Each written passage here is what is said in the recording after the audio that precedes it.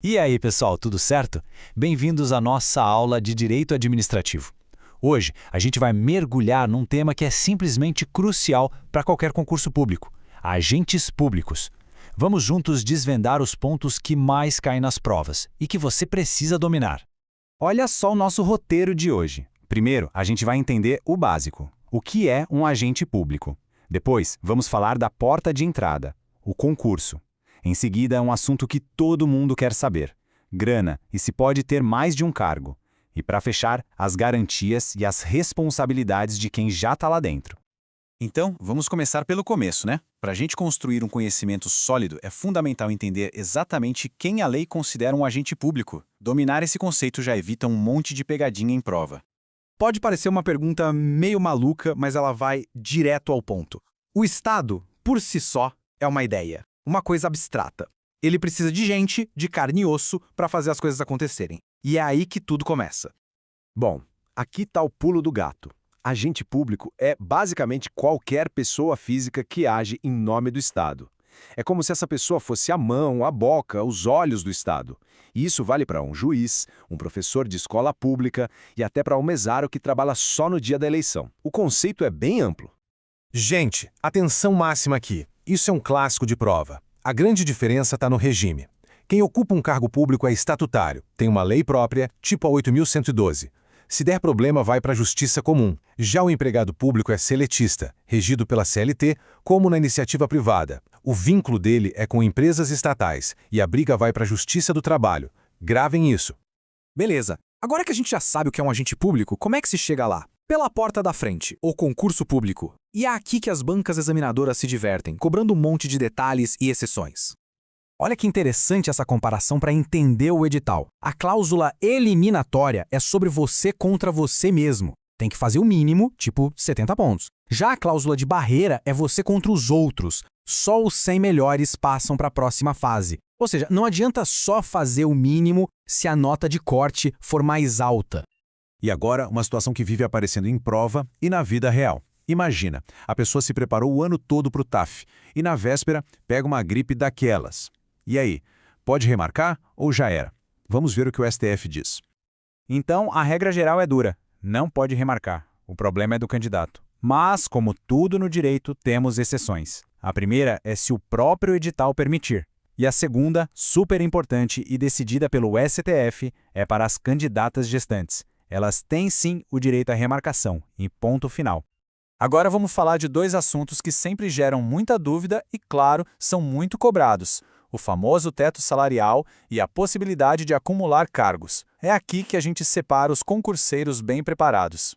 Essa tabela pode parecer um bicho de 7 cabeças, mas a lógica é simples. Na União, o teto geral é o salário de ministro do STF.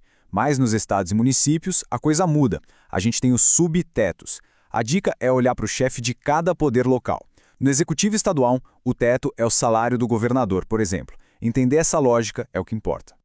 A regra de ouro é: não pode acumular cargos públicos remunerados. Mas a Constituição abre 3 brechas, 3 exceções que as bancas amam. E claro, sempre tem que haver compatibilidade de horários. É decorar essas 3 situações: 2 de professor, 1 de professor com um técnico/científico e 2 de profissionais de saúde. Não tem erro. Vamos montar agora um mapa mental rapidinho de um tema que sempre está em alta: nepotismo. Basicamente, é a regra que proíbe o QI, o que indica quando a indicação é um parente. E para quem vale essa proibição? Não é só para a autoridade que assina a nomeação. Se um servidor com cargo de chefia tem um parente nomeado na mesma entidade, também pode ser nepotismo.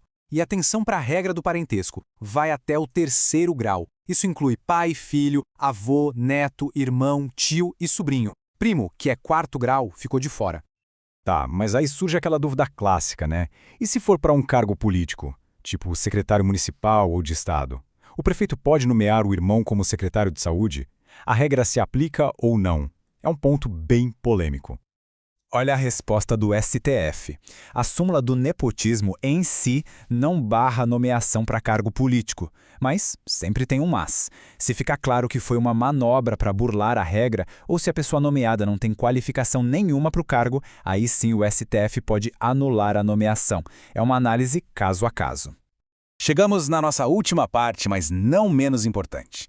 Agora, a gente vai falar do que protege o servidor, como a estabilidade, mas também das suas responsabilidades e as consequências dos seus atos. Cuidado para não confundir alhos com bugalhos aqui. Estabilidade é uma coisa, vitaliciedade é outra. A estabilidade é para a maioria dos servidores e é adquirida após 3 anos. Já a vitaliciedade é uma proteção muito mais forte para carreiras como a de juiz. E a perda do cargo é bem mais difícil, exigindo uma sentença judicial definitiva. E o direito de greve? Servidor pode fazer greve? A regra geral é que sim, mas quem atua na segurança pública, policiais, por exemplo, está proibido pelo STF. E os militares, a própria Constituição proíbe. E tem um detalhe importante: geralmente, os dias parados são descontados do salário. Isso aqui é o pulo do gato para a prova. As esferas criminal e administrativa são independentes. Mas a absolvição no crime pode sim impactar a punição administrativa. Quando? Só em 2 situações. Se o juiz criminal disser que o servidor não foi o autor do fato ou que o fato simplesmente não existiu. Se a absolvição for por falta de provas, ele ainda pode ser punido administrativamente. E para a gente fechar com chave de ouro, uma discussão super atual que mudou uma regra de décadas na administração pública. O que aconteceu com o famoso regime jurídico único? Pois é, o STF bateu o martelo. Aquela obrigatoriedade de ter um regime único, ou todo mundo estatutário ou todo mundo seletista, acabou. Agora, estados e municípios podem ter os 2 regimes ao mesmo tempo para os seus servidores. Isso traz mais flexibilidade, mas também novas discussões para o futuro. É uma grande mudança. É isso, pessoal! Fechamos nosso intensivão sobre agentes públicos. Como vimos com essa última decisão do STF, é um assunto que está sempre se atualizando. Por isso é tão importante continuar estudando. Espero que tenha ajudado. Até a próxima aula. E não se esquece de se inscrever no canal e ativar o sininho para não perder as próximas dicas. Um abraço!